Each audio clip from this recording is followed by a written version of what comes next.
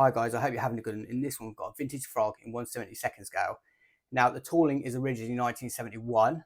This current kit though is a reboxing of 1974. It's a D.H. Hornet F.Mk.3 long range fighter. That was a god for, I should get brownie points for that. On the side here we've got other kits you can get off of their advertisement. The bit that I really like is this collector's tip. A nice little thing to talk about. Helps you add to the kit. So pause there if you want to read it. The kit is quite small. I do like the box. Let's open it up. It sounds rattly. I'm going to assume the clears are loose. Fold it up without breaking it. Instructions. The decals look pretty nice. Not too yellow. Slight tinge, but not very bad at all. The sprues. The fuselage is loose. And the classic, the clears are loose. Well, you know what we're going to start off with? The sprues. Do you remember a couple of weeks back we did an unboxing of a Revell Catalina, which was tooled in the early 70s, that had no indication of Sprue A, Sprue C or anything like that? Well, this frog kit, remember being tooled in 1971, has a similar thing where there's no Sprue A, Sprue C, and they're not individual coloured like Matchbox. So I'm starting to think, was it an early 70s thing where they never bothered doing it? And they didn't really develop it until the late 70s, early 80s, where the tooling was getting more complicated, that they decided to, okay, we better organise the tooling better to help people build or construct the model kit. Or was there brands that already were doing it and some just chose not to do it, like Frog and Revell in the early 70s? I have no idea. I'm starting to ramble. Let's get on. Before we start, we like to look at the tooling as a whole, and then we bring it up closer and look at individual parts and detail, stuff of interest, anything like that. Be forewarned, we do like to take our time looking at the sprues. There's your warning. I'm going to bring it up. I don't know what Frog's kits are like for fitting. I do like it when other guys who have built a kit give me a heads up. Just so I know when I do build it, because I've never built a Frog kit, I know what to expect.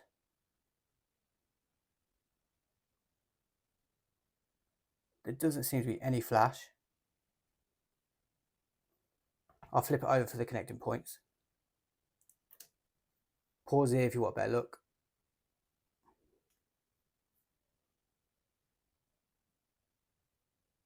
Yes, clean.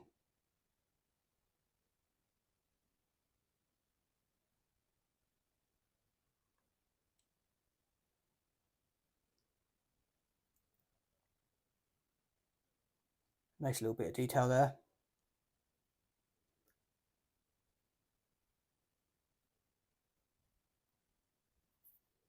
Let's have a closer look, better look. This bit looks like it's the back of the seat. How are these? Well, they're quite deep. I like that. Then here, these are very deep. This is 71. So that's quite good. Moving on to the next sprue, since I don't know what it is. Bottom part of the wings.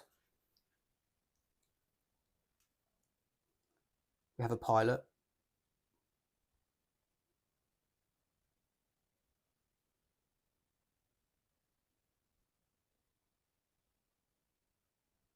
Also no flash. This is looking good.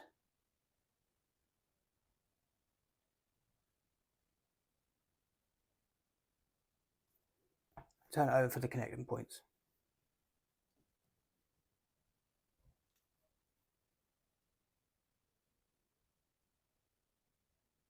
I really hope it fits well. Nice weekend builder. Hello, Mr. Pilot.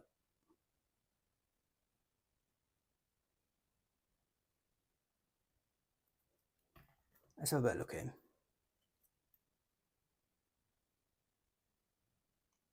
He looks really good.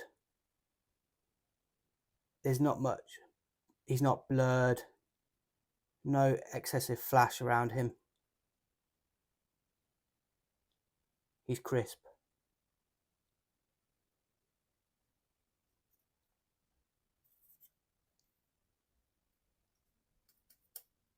They seem good. You haven't got to drill these in yourself, which is a bonus. Unless, being a used kit, we'll find out in the instructions. Not more worry, but I'm wondering if somebody did this before they... No, it wouldn't make sense to drill it on the sprue.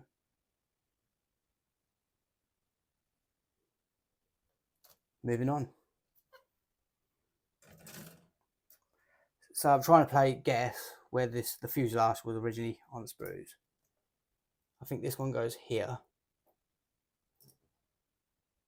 And I'm assuming he goes here. And the layout's like that. Your two propellers. And yet again, from the looks of them, no flash. And you know what I usually do if the fuselage is completely disconnected?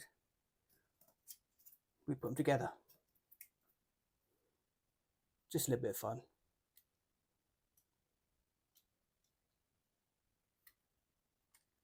That's nice. No gap.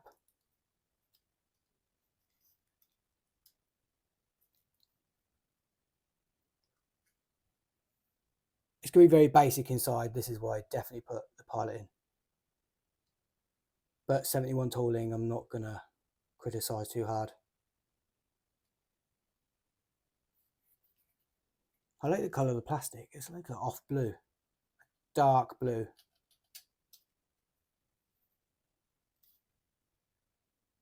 No warping over time, nothing. Very nice quality. No flash up here. No overhang of flash. I don't mind flash anyway. People who've seen my previous videos, I actually quite like flash on my kits. I get a kick out of cleaning it up before I spend too long looking at that. I'll bring it up. No flash on this.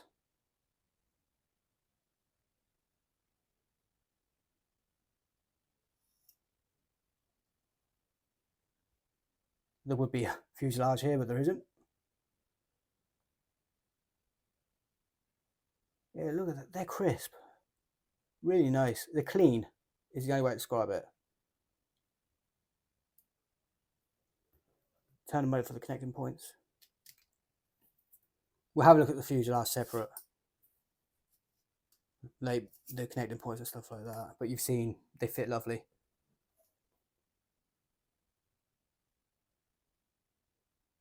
It's so clean. This is my first time experiencing a frog kit, so bear with me.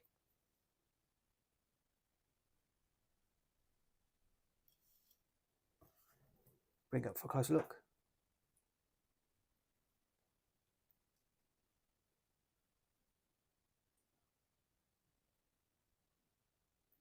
Is that a bit of flash? Yeah, a little bit. I don't care.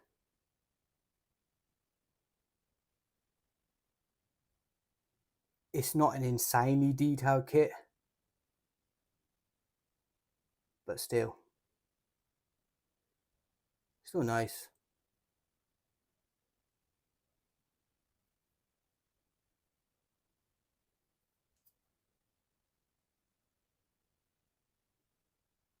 Next one.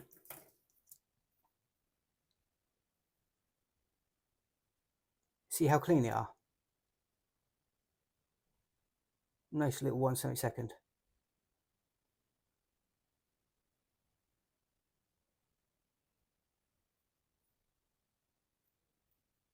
Back to the fuselage, my favourite.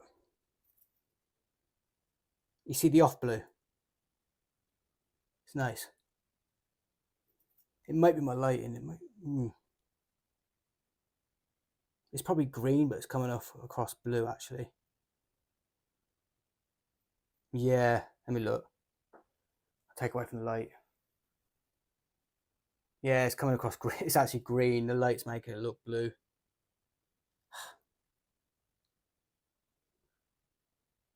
Doesn't matter though. Is there any branding inside? Frog? No. Try this one. Also no. It's a small kit. That's enough for the sprues. We'll move over to the clears. A quick point, this moulding is dark blue. I don't know how I convinced myself it was green. The camera and the lighting is telling the truth.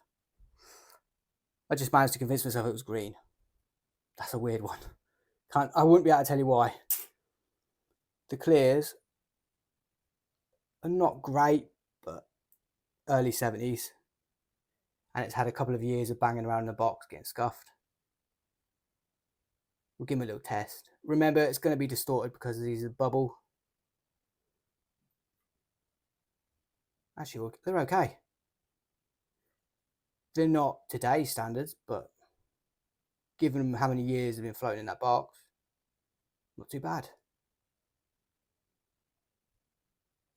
There's a little bit of a groove here I can feel. It's not going to be an easy one to mask off. You'll have to do it by eye and place it carefully. I don't mind that.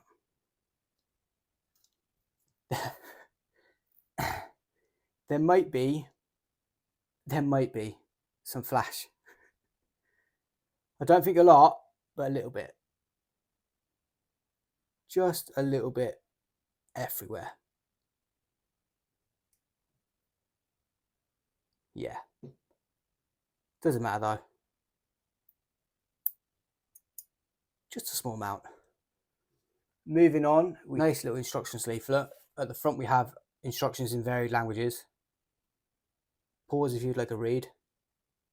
The writing is very tiny, so I'll get a magnifying glass out. I open it up. You have special instructions. If I can get that in focus. Tiny. Cement parts together. Do not cement parts together. Cut with sharp knife. Alternatives. Construction begins. Step 1. Step 2. It goes along. See, there's that back bit for the seat in part 4. Where are we going now? Oh, we go over here. 6, 7. They're quite good actually. Oh, look at that. Spare parts. Just like Airfix today. They offer you, if you have any warped parts or missing parts, they offer you them to send you. Obviously Frog did too. Pause here and have a look for yourself. Let me stretch it out. There, now pause. Isn't that cool? I love it when they look like this. Turn it over. More parts to read.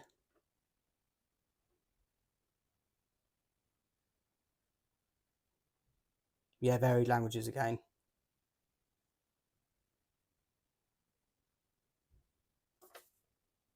Here you go. In the event of a missing part or faulty. That's a cool little touch. A or B. Does this come with a... No, it doesn't. Oh, I think on the box it said the stand comes separate if you want it flying in the air. Top 10 model tips. You guys probably know this by a good mile by now. If you built this kit, for sure.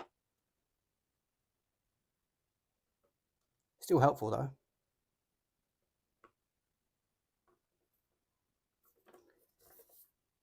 Bit about the history. Get my phone out of the way would help. It's so small I don't know where to put my hands. There you go. I hope that helps. Now pause it here. For this bit, you ain't going to see this for the life of you, but this bit you should see. Right there. Okay, let's do the final bit, which is the decals. This is lovely. 2 Sundays in a row we've had really good decals. I'm hoping we can make it a 3rd Sunday. I bet you the next vintage kit, the decals are going to be awful to ruin our streak. I will gloss these to make sure they don't fragment in the water, but they're spotless.